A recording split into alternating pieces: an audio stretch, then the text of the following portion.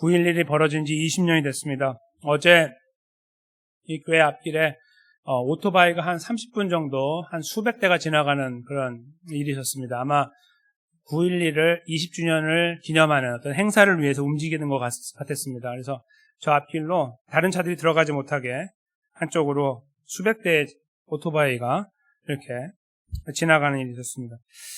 그걸 바라보면서 이제 9.11을 잠시 생각해 보게 되었습니다. 그때 당시를 항상 기억하고 사시는 건 아니지만, 이렇게 9.12 이렇게 말씀드리면 금방 이렇게 연관을 지으며 생각하시게 되잖아요. 특별히 그때 미국에 계셨던 분들은 더더욱 그때 상황이 어떠하셨는지.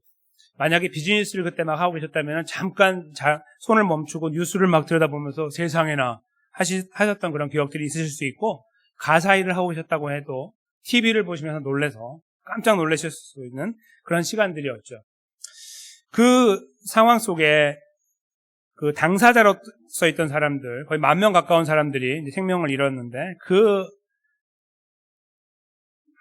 상황을 지나가면서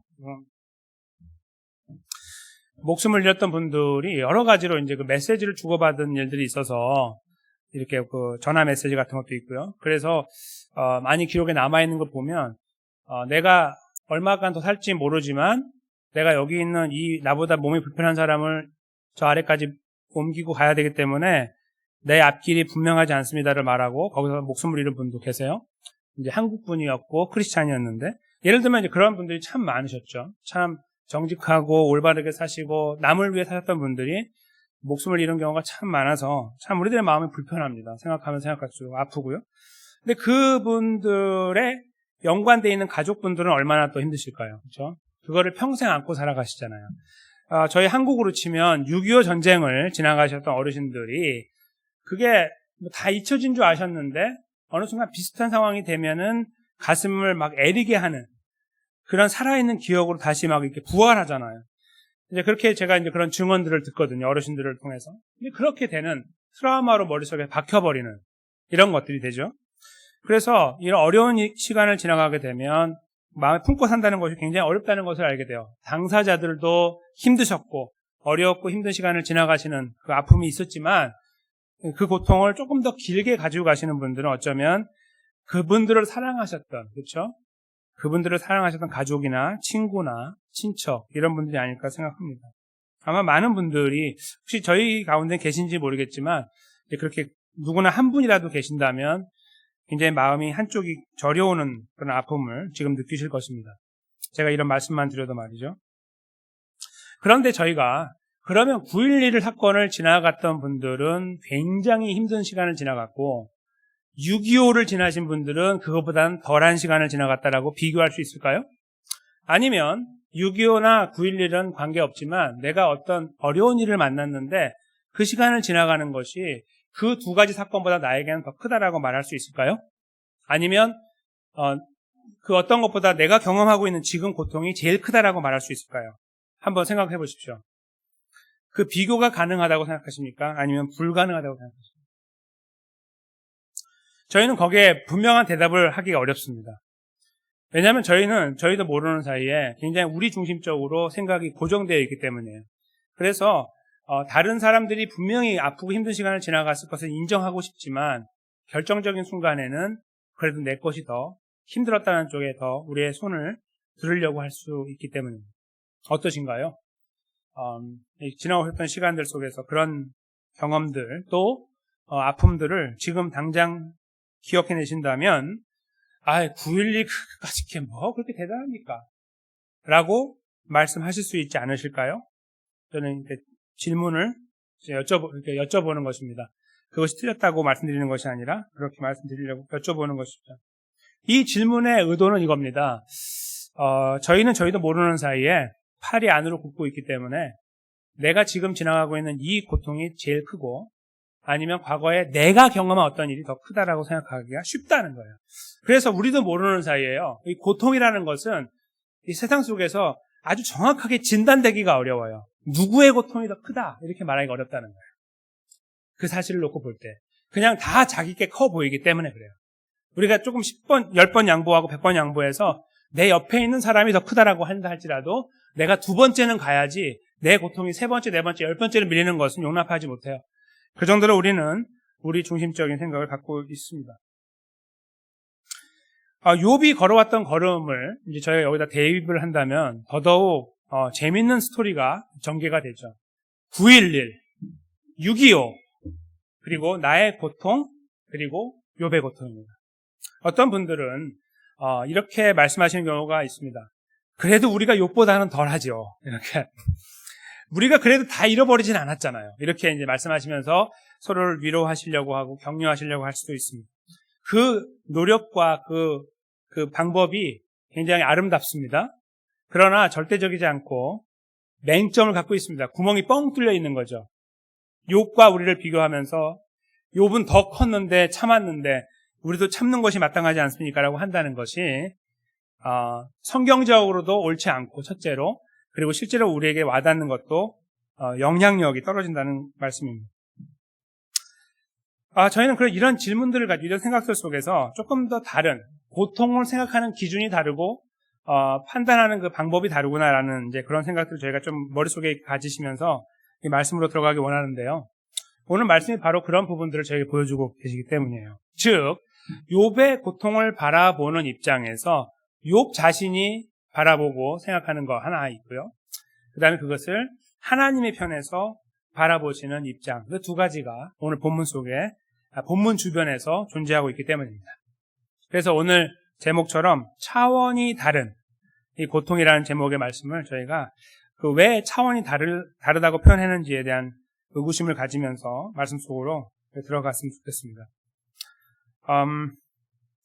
욥은 그동안에 하나님에 대해서 양반처럼 이렇게 자기 그 화를 좀 가라앉히고 왔고 분노를 가라앉히고 오고 어떤 이런 그 인격을 좀 이렇게 지켜나가고 왔었다가 31장에 왔을 때에 그가 돌연변해서 갑자기 하나님을 저주하다시피 하는 내용을 끄집어내고 그 마지막 부분 35에서 40절에 보면 하나님 한번 저랑 붙어봅시다 이런 뉘앙스로 이야기를 하는 것을 저희가 만났습니다. 깜짝 놀랐죠. 아니 어떻게 이렇게까지 말할 수 있나, 그런 사람이 아니었을 텐데 라고 생각하는 바로 그 욥. 그런 내용 속에 욥이 끊임없이 했던 말이 한 가지가 있는데 뭐냐면, 하나님 좀 이 앞에 나와주세요. 제 앞에 모습을 좀 드러내주세요. 저랑 한번 논쟁해보기 원합니다. 이거예요. 도대체 제가 뭘 잘못했는지 좀 저한테 나타나서 말씀해 주시면 좋겠습니다를 표현했었어요. 그랬더니 하나님께서 38장부터 그 말씀 그대로 욥 앞에 등장하신 거예요. 엘리후라는 사람을 통해서 먼저 그의 마음을 좀 준비시킨 다음에 38장에 등장하시거든요. 근데 저희가 38장으로 넘어가지 않고 38, 39장을 넘어서 40장으로 온 이유는 이 하나의 단락이 여기서 끝나기 때문에 그래요. 좀 애매하지만 이렇게 끝나요. 그러니까 지금 장수로는 40장이지만 여기서 선을 딱 그것을 하나를 끝내야만 맞아요. 이건 제가 다음 설교할 때 또 말씀을 드릴 겁니다. 그래서 여기까지 단락을 딱 보면 욥이 굉장히 의외의 반응을 보인다는 거예요. 있잖아요. 하나님을 만났으니 이제 하나님 앞에 말씀을 드려야 될 거 아니에요. 그동안에 혼자 독백처럼 했던 여러 가지 아픔들을 하나님 앞에 다 쏟아놓으면 된단 말이에요. 이제 하나님이 그 말씀을 듣기 원한다고 하는 것이 바로 오늘 이 40장 1절부터 2절에 나오잖아요. 하나님 말씀하세요. 욥에게 말씀하여 가라사대 변박하는 자가 전능자와 다투겠느냐, 하나님과 변론하는 자는 대답해 보아라, 이렇게 이제 말씀을 하는 거예요. 변박한다는 말은요, 저희가 조금 더 쉬운 말로 번역을 하면 잘못을 들추어내는 자라는 의미예요.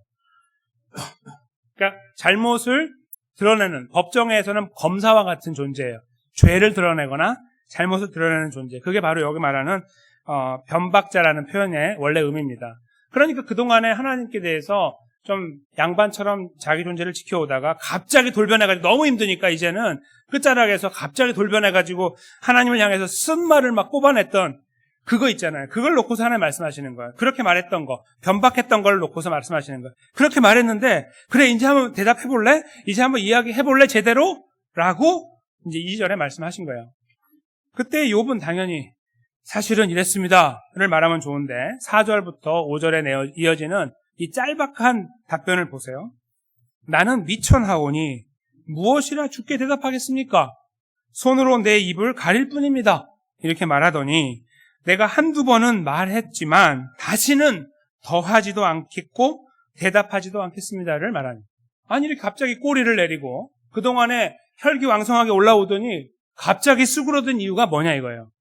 그렇죠? 그걸 저희가 이제 찾아보려고 하는 거예요. 수그러든 이유는 어디 나오냐면 38장, 39장에 나오는 거죠. 그러니까 하나님께서 무언가 말씀하셨기 때문에 그걸 곰곰이 들은 다음에 답변을 못 해버린 거예요.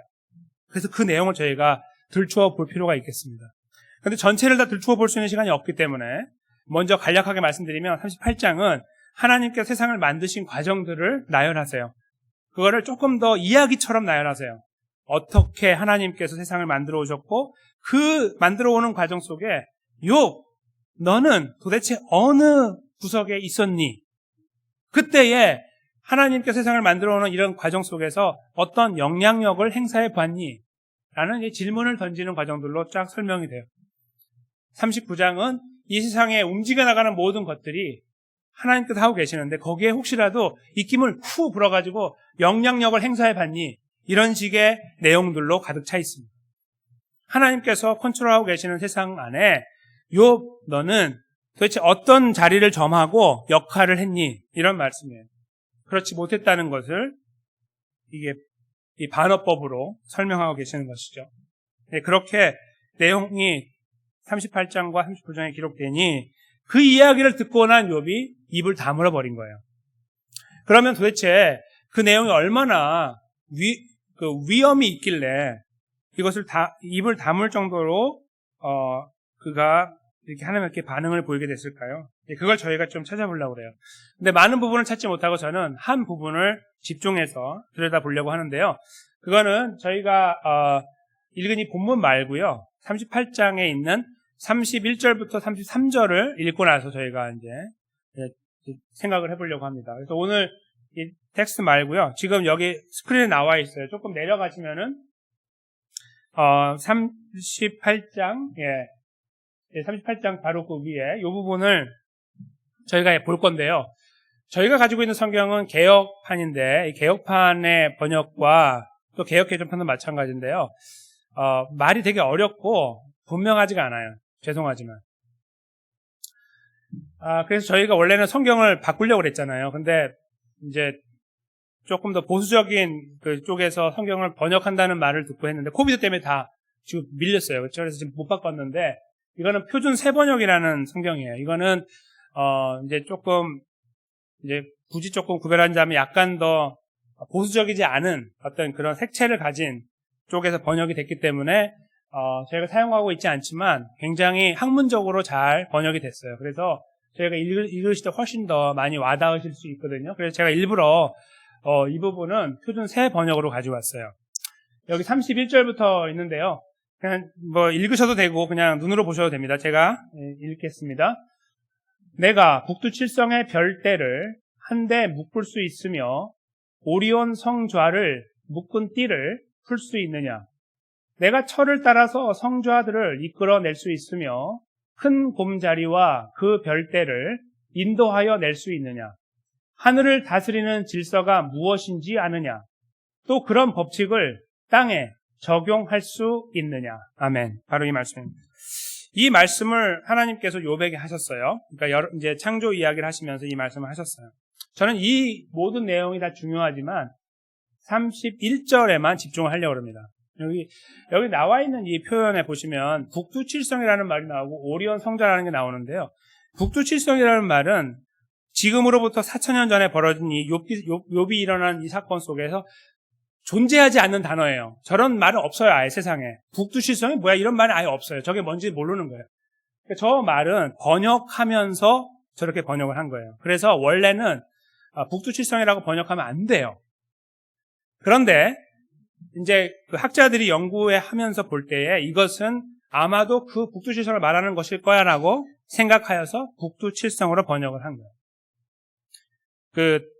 우리가 가지고 있는 성경에는 묘성이라고 이제 번역을 이렇게 했고요.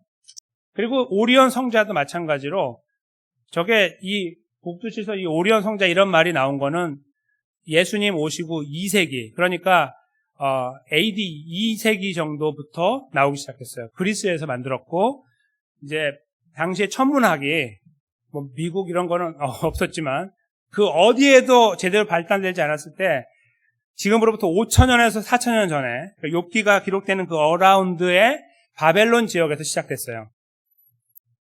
그것이 넘어와서 그리스로 왔다가 이제 아랍권으로 왔다가 유럽과 미국으로 퍼지게 된 거죠. 그러니까 한국도 이렇게 오게 되고, 그러니까 이렇게 움직였는데, 그러니까 저 말은 저 별들이 눈으로 보여진 다음에 2,000년에서 3,000년이 지난 다음에 만들어진 말들이에요.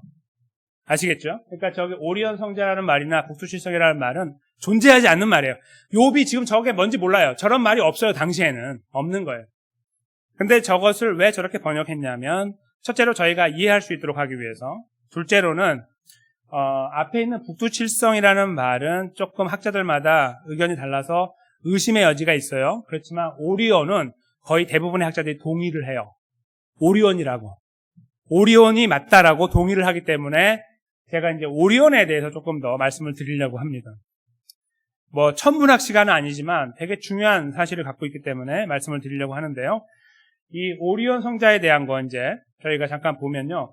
아까 저 위에 이제 스크린에 보시면은 그림이 하나 나와요. 제일 첫 번째 그림에 보면은 오리온 별자리 이렇게 표현되어 있는 오리온 컨스텔레이션이라고 하는 이거 나오는데, 지금 화면이 뚜렷하지 않지만 대충만 보시면 되거든요. 왼쪽에 보시면은 별이 이렇게 보이는데 7개, 크게 보면 7개가 보여요. 맨 왼쪽에 노란 거부터 맨 밑에 하얀 거 있고, 그 옆에 하나 있고, 옆에 하나 있고, 가운데 3개가 찍혀 있어요. 한국의 오리온 제과 아시죠? 그 오리온 제과 별 7개잖아요. 여기서 나온 거예요.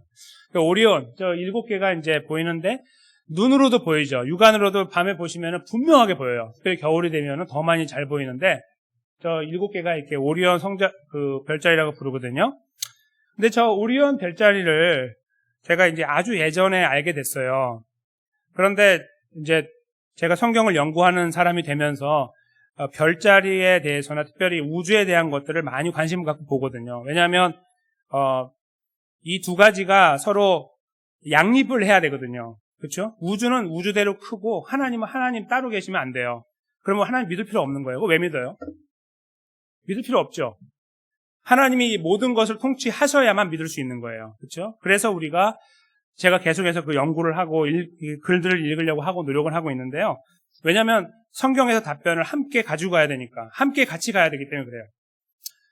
그래서 제가 이제 저 별을 보면서 굉장히 희한하고, 저게 몇천 년을 이렇게 흘러왔다는 게 너무나 희한하잖아요. 항성이에요. 그냥 움직이지 않고 있단 말이에요. 근데 저것을 제가 이제 저거에 관련된 글을 보면서 한 가지 놀라운 사실을 발견한 거예요. 뭐냐면 저 별들이 서로 관계가 없다는 거죠. 네? 저기 7개의 별들 더 원래 많은데 7개만 보더라도 7개의 별들이 서로 관계가 없어요. 어떻게 돼 있냐면 서로 광년으로 따지면요. 광년, 빛이 1년에 가는 거리잖아요. 이 거리로 따지면 서로 완전히 다른 데 있는 거예요. 서로 뭐 이렇게 근처에 있는 게 아니고 아예 헤아리기도 어려울 정도로 멀리 떨어져 있다고요. 저 별들이. 제가 여기에 이 휴지 박스를 갖고 왔는데요. 이 휴지 박스를 이렇게 이제 여기만 보시면은 여기에 이제 뭐 글씨가 보이고 이렇게 되시잖아요. 근데 이 글씨가 나와 있는 하나하나가 그냥 똑같은 것으로 이렇게 보이시잖아요. 평면으로. 근데 옆으로 보시면 이렇게 여기를 보시면 만약에 이게 하나가 들어가고 들쑥날쑥했다고 생각해 보세요. 그러면은 완전히 다른 그림이 여기 그려지는 거예요. 이렇게 봤을 때 여기 뭐 휴지통 이렇게 나왔다면 이렇게 돌려보면 여기에 휴지통이라는 글씨가 막 저희가 이해하지 못할 정도로 막 흩어져 있겠죠. 이렇게 이 길이가 다르기 때문에 입체적으로 바로 그것을 말하는 거예요. 그래서 제가 저게 너무 신기해가지고 저거를 그림으로 그려보려고 했었어요. 제가 전문가도 아니고 아무것도 모르지만 너무 신기한 거예요. 그래서 그걸 그림으로 그린 적이 있거든요. 그러면서 생각했어요. 누군가 학자들이 이 그림을 그려주면 좋겠다. 왜냐하면 저희 같은 평범한 사람들은 좀 알면 좋고 놀라니까, 이런 걸 보더만 놀라게 되니까. 근데 그런 그림을 못 찾았어요. 그때 제가. 그런데 이 말씀을 준비하면서 다시 이제 이걸 연구하게 되고, 그러면서 제가 생각했어요. 그때 그 그림이 다시 하나 누군가 그 그림을 그려줬으면 좋았는데 하고서 나사에 들어가서 찾아봤더니 작년에 작년 9월에 요 다음 그림이 나온 거예요. 이제 저분이 데이비슨이라고 하는 분인데 저분은 그냥 아주 전문가도 아니에요. 근데 저분이 굉장히 관심이 많아요. 그래서 연구를 많이 해가지고 자기가 가지고 있는 지식으로 판단해가지고 그림을 그렸어요. 그게 바로 이 다음 그림이에요. 이게 잘 안 보이시는데요. 그냥 아까 이 박스를 기억하시면 돼요. 박스처럼 생각하시면 됩니다. 이 박스를 이 사람이 그려준 거예요. 별들이 전혀 관계가 없는 곳에 다 흩어져 있는 거예요. 이렇게 저기 멀찌감치 있는 거예요. 관계가 전혀 없어요. 크기도 다르고 그리고 실제로 거기서 벌어지는 일도 달라요. 거기에 있는 행성들도 다르고 전부 달라요. 그냥 아예 관계가 전혀 없어요. 그런데 저게 지구에서 저 맨 밑에 있는 조그만 점 같은 게 지구인데요. 그 지구에서 딱 들여다보면은 방패연처럼 딱 되는 거예요. 방패연처럼 찍혀 있고 중간에 별 3개가 들어있는 모양이 나온다는 거예요. 제가 저것을 보면서 이게 나사에 올라갔다는 말은 뭐냐면 이게 과학적으로 전혀 틀림이 없다는 거예요. 과학자들이 인정한다는 말이죠. 나사에서 인정하는 거예요. 그래서 이게 작년 9월에 올라와서 제가 저걸 보고 얼마나 반가웠는지 몰라요. 저거를 해서 안 그러면 제가 막 그리려고 했을 건데. 그래서 이 과정을 통해서 저희가 볼 수 있는 게 뭐냐면 저희가 보고 있는 별자리는 2차원적이다 하는 거예요. 2차원이라는 말은 이렇게 선이 2개가 만나는 걸 2차원이라고 부르잖아요. 그래서 이런 벽들이 다 2차원이잖아요. 여기 벽. 이게 2차원인데 3차원은 벽에 공간을 만들어주는 거죠. 한 가지 더 벽이 들어가서 이 선이 들어가서 공간을 만들어줘. 이 교회가 3차원인 거죠. 이 교회 건물 안이 3차원인 거예요. 저희가 그 3D라는 말 요즘 많이 쓰는데 3D TV 같은 거 이제 혹시 뭐 극장에서 보신 분은 계시면 안경 하나 딱 쓰시고 딱 앉으시면은 이렇게 편안하게 영화를 못 보시잖아요. 막 이렇게 되시는 게 왜 그러냐면은 그 안에 들어가서 볼 때는 입체감이 느껴지기 때문에 그래요. 근데 그거를 평면으로 보면 절대로 느끼지 못해요. 그렇죠? 바로 그거예요. 지금 이 별자리가 무엇을 보여주고 있냐면 입체라는. 하나님 말씀하시는 오리온 자리를 여기서 말씀하시면서 하나님께서 무엇을 말씀하시려고 했었을까? 이 생각을 해보는 거예요. 도대체 그 별자리 그 많은 것 중에 몇 가지 지적하고서 그거 너 아느냐? 이렇게 물어보시는 게 도대체 뭘 안다는 말씀인가? 라는 질문을 저희가 해보게 된다는 거예요. 21세기가 돼서 비로소 이런 그림이 나왔는데요. 그렇죠? 21세기가 돼서. 물론 학자들이야 좀 알고 있었겠지만 대부분의 평범한 저희 같은 사람들은 몰라요. 그냥 그런가 보다라고 관심 없이 보면 별이 다 그냥 그게 그거고 다 옆에 그냥 그려져 있는 것처럼 보이지 뭐 거의 관심이 있습니까? 그게 전부 관계가 없는 별들이라는 거 알고 계시는가요? 우리가 그렇게 알기 참 어려워요. 그렇죠? 다 붙어 있는 줄 아는데 아닌 거예요. 우리가 볼 때 그런 거죠. 4,000년이 지나서 인류가 드디어 발견해내고 있는 그림이나 갑갓으로 불릴 수 있는 그 오리온 자리가 성경에 등장을 하면서 하나님의 창조의 위대함을 보여주려고 하시는 거예요. 이 엄청난 역사를 만드신 하나님께서 욥을 향해서 야, 너 오리온 자리 알아? 이렇게 말씀하실 때 네, 알아요. 저기 있는 7개 별 말씀하시는 거 아니에요? 이렇게 할 때 얘가 지금 무슨 말 하는 거야? 이쪽에서 볼 수 있어? 너 이렇게 나가서 볼 수 있냐고. 못 보잖아. 이런 뉘앙스의 그 내용이 이 내용이라는 말씀입니다. 그러니까 그 말씀을 곰곰이 듣고 있는 욥이 무릎을 꿇어버린 거예요. 자기 문제가 해결되지도 않았는데 하나님이 자기 편에 있는 것 같지도 않은데 그 앞에서 반박하지도 못하고 입을 닫아버린 거예요. 그것이 바로 오늘 이 결론으로 그렇게 오게 됐다는 말씀입니다. 그래서 있잖아요. 저희는 이 내용을 이제 이해는 하지만 여기서 한 가지 아쉬운 점을 찾게 되는 건 뭐냐면 하나님이 너무 냉정해 보이는 거예요. 욥은 지금 굉장히 지금 사느냐 죽느냐 문제를 오늘도 씨름하고 있고 이 문제 여기까지 왔는데 하나님께서 등장하시더니 하시는 말씀이 네가 쉽게 뭔데? 라고 하시는 것처럼 보인다는 거예요. 네가 내가 만든 세상을 알아? 네가 저 우주를 알아? 네가 이 3D를 알아? 이렇게 그냥 하나님의 위대하심만을 확 말씀해 놓고서 입 다물게 시키고 그냥 일 끝내시는 것처럼 보인다는 거예요. 그래서 저희가 이 말씀을 한편에서만 보면 굉장히 냉정해 보이신 하나님을 만나게 돼요. 그를 품으시는 하나님이 아니라 마치 발로 차버리시는 것 같은 하나님의 냉정함 같은 기운을 느낀다는 것입니다. 어떠십니까? 그런 기운을 느끼십니까? 그런데 하나님께서요, 이렇게 하나님의 위대하심을 말씀하신 다음에 저희가 잘 알다시피 욥의 걸음을 인도하셔서 결국 회복하신다는 것을 이제 연상을 해보십시오.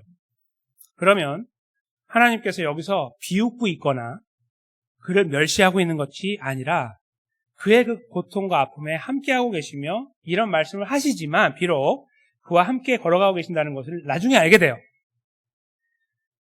둘째로는 이 말씀을 저희가 곰곰이 곱씹어 보면 또 하나의 사실을 알게 되는데 그건 뭐냐면 하나님은 다른 것을 보신다는 거죠. 즉 욥은 이 2차원밖에 보지 못해요. 그냥 점밖에 보지 못해요. 그러니까 그 점 안에서 해결해요. 자기가 가지고 있는 시각 속에 있는 하나님의 위대하심, 이것도 그냥 그 점에 불과한 거예요. 거기 이게 옆에서 볼 수 있는 건지 뒤에서 볼 수 있는 건지는 생각도 못하는 거예요. 자기는 상상할 수도 없는 거예요. 근데 그걸 바라보면서 하나님을 평가하는 거죠. 하나님 이해 안 된다고 말하는 거예요. 그리고 결론적으로 뭐라 생각하냐면 답이 없다 이거예요. 그게 이 욥이 가지고 있는 고통에 대한 자기의 평가입니다. 그러니까 고통 가운데 하나님 앞에 윽박지르고 그리고 나도 할 말 있어라고 하나님 앞에 그렇게 강하게 항변하고 있는 거예요. 그 하나님의 하실 거에 대한 기대를 하지 못하니까, 왜냐하면 자기 생각에는 이게 끝이니까요. 더 이상 길이 없으니까 이게 마지막이거든요. 근데 더 이상 빛이 보이지 않으니까 여기서 보이는 이 7개의 별이 모든 거라고 생각하니까 그거는 서로 같은 식구라고 생각하니까 다 붙어있는 거지 저게 어떻게 떨어져 있어요 라고 생각하니까 하나님께서 그 오리온 이야기를 하시면서 말씀하시는 거죠. 아니야, 너 있잖아, 굉장히 작은 것만 보고 있는 거야. 이 그림 속에 나와 있는 펼쳐져 있는 그림은 저희가 상상하기 어느 정도 멀어요. 수천 광년이라고요. 헤아리지 못해요. 그걸 바라보고 계시는, 마치 이 휴지가게 그 긴 거리를 이렇게 바라보고 계신 하나님께서 야, 여기에 있잖아, 너가 세지 못하는 수조개, 수경개, 경계의 그 케이스가 있어 라고 말씀하시고 싶으신 거죠. 그것은 하나님의 위대하심을 드러내고, 야, 너는 불과 몇 가지만 알고서 거기서 그렇게 컴플레인하고 있니? 난 이렇게 많이 알아라는 하나님을 자랑하는 것이 아니에요. 저희가 이 말씀을 다 깊이 생각해 본다면, 그 이루어지는 일들을 본다면 그건 무엇일까요? 비록 너의 눈에는 그렇게 보이지 그게 너의 한계야, 이 말씀인 거죠. 그러나 내가 볼 때는 너가 보는 거하고 완전히 다른 수많은 길들이 있고 나는 그 길을 준비하고 있어 라는 메시지를 하는 거예요. 하나님은 그 말씀을 오리온 별자리를 여기다 담아 놓으시면서 욥을 향해 던지고 계신다고 합니다.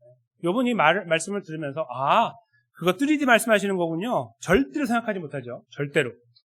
전혀 생각하지 못하는 이야기. 무슨 말인지도 모르는 거죠, 이게. 그 별자리가 저희 위에 있는 게 그냥 나는 거기 올라가지 못하니까 그런 말이구나, 이런 이야기로 이해를 했을지 모릅니다. 그러나 저희가 이 욥의 이야기를 21세기에 들여다볼 때는 이런 3D까지 보이는 거예요. 정말 그렇지가 보이는 거예요. 하나님 만드신 그 역사를 보면 헤아릴 수 없이 크고 그냥 크다라는 표현 그것만으로 족한, 더 이상 어떤 걸로도 표현할 수 없을 만큼의 그 능력이 담겨져 있다라고 저희는 고백할 수밖에 없습니다. 바로 그 하나님의 크심이 이 본문 속에 담겨 있어요. 오리온 이야기를 하시는 하나님은 바로 그 내용을 욥에게 표현하고 계시고, 욥은 그 모든 이야기를 듣자 하니 더 이상 아무 말도 하지 못하는 상황까지 가버리게 된 거예요. 어안이 벙벙해져서 그랬겠죠.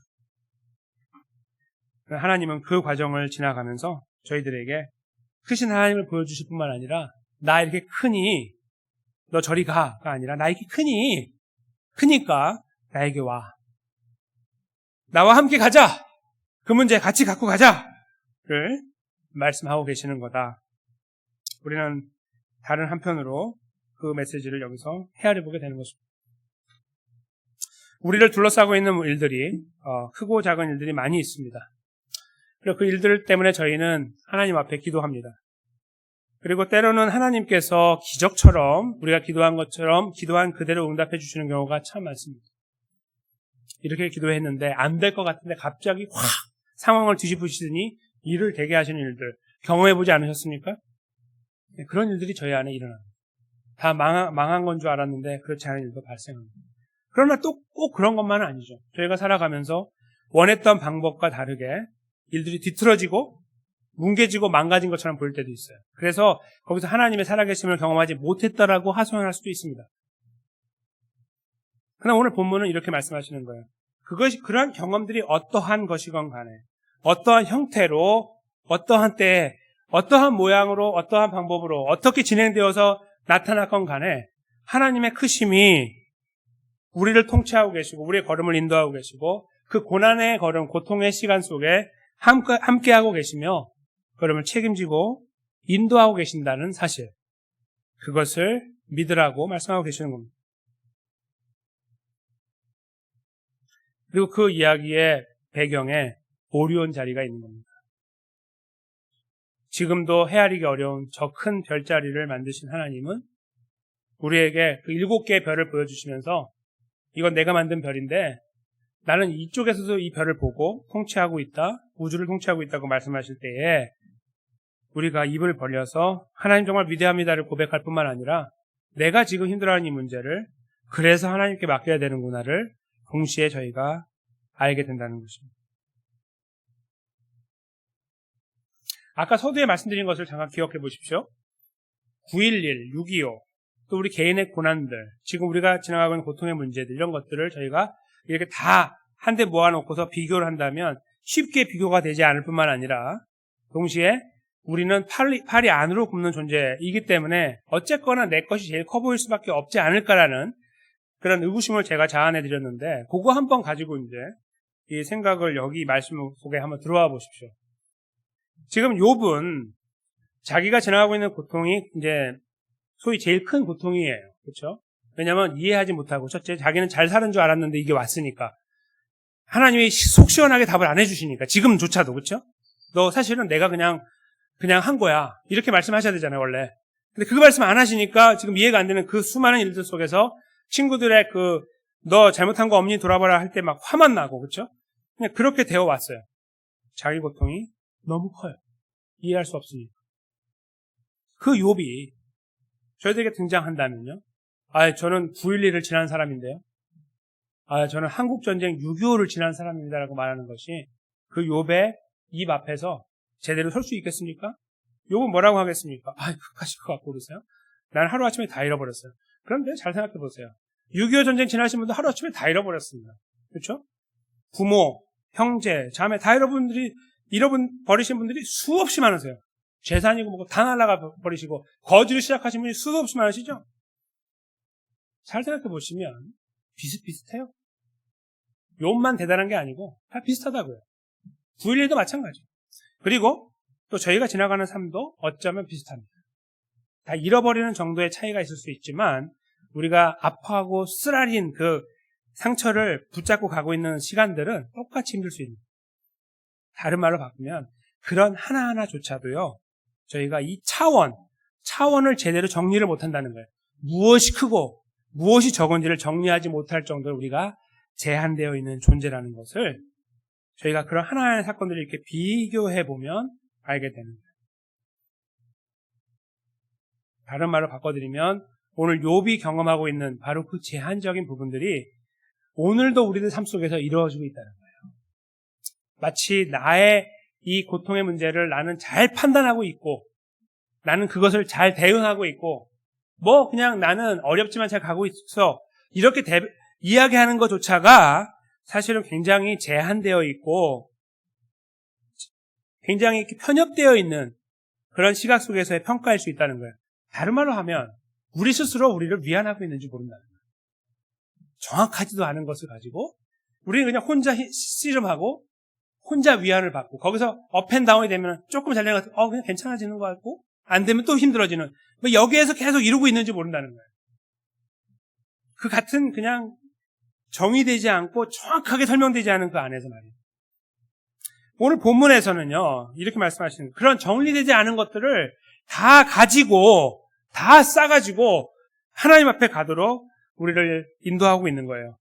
이 모든 것을 보고 계시는 도무지 이해가 안 되고 도무지 해결이 안 될 것 같고 지금까지 망가진 거 보니까 완전히 망할 것 같은 이런 상황들 모두를 다 싸가지고 그 하나님께 가도록 우리의 걸음을 격려하고 계신다는 거예요.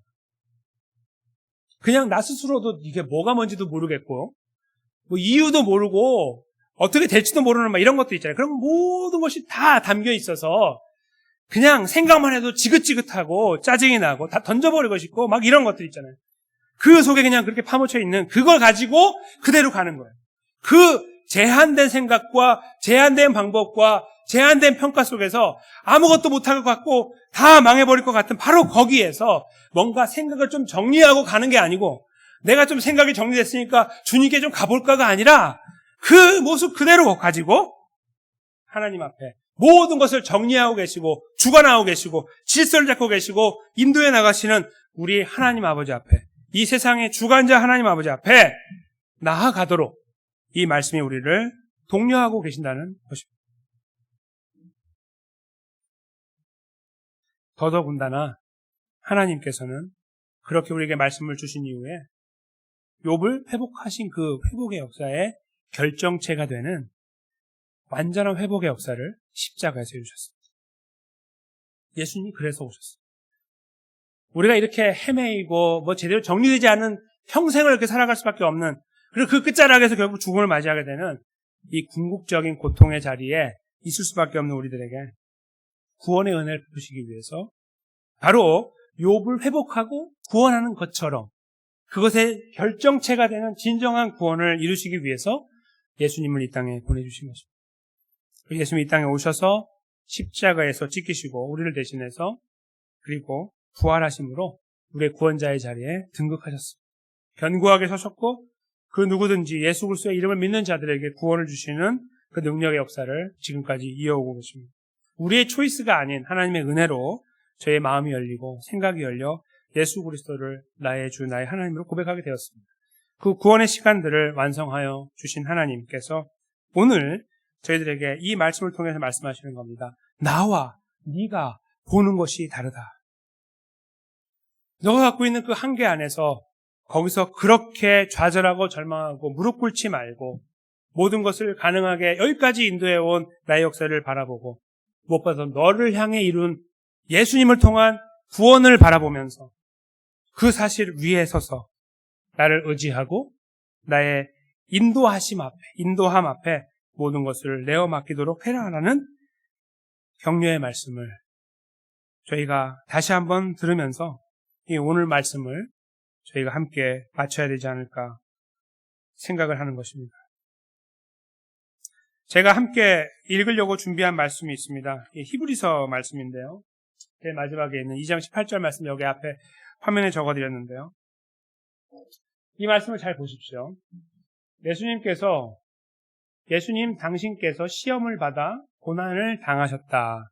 이렇게 먼저 말씀하시고 그러기 때문에 시험 받는 자들을 능히 도우신다. 이렇게 말씀하십니다. 본인이 그 어려운 시간들을 지나가시는 것을 다 경험하셨기 때문에 우리가 지금 지나가고 있는 시간들을 감싸 안으신다는 말씀이죠. 함께 하고 계시고. 즉 나는 너무 높고 크니까 니까지 것들이 거기서 그렇게 헤매이다가 뭐 대충 살다가 떠나는 거 내가 너무 구원한 것만도 감사하고 살아 라는 것이 아니라는 거예요.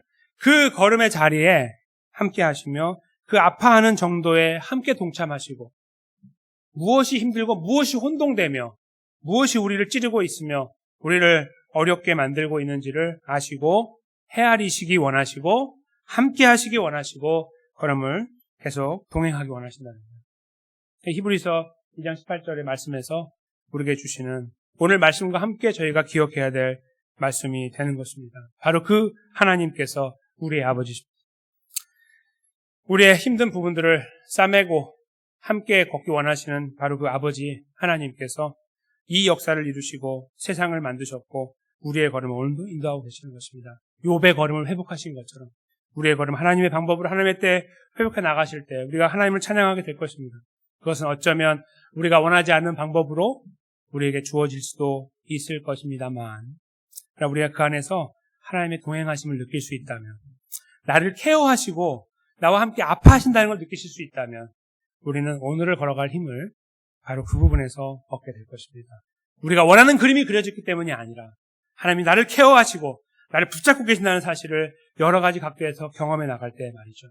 바로 저와 여러분께서 그 하나님의 섬세한 은혜, 도우심의 역사, 케어하시는 돌보시는 역사들을, 돌보시는 은혜를 삶 속에서 더 많이 구체적으로 알아나가고 경험하고 고백해 나가는 자리에 은혜롭게 세워지게 되시기를 주님의 이름으로 간절히 축원합니다.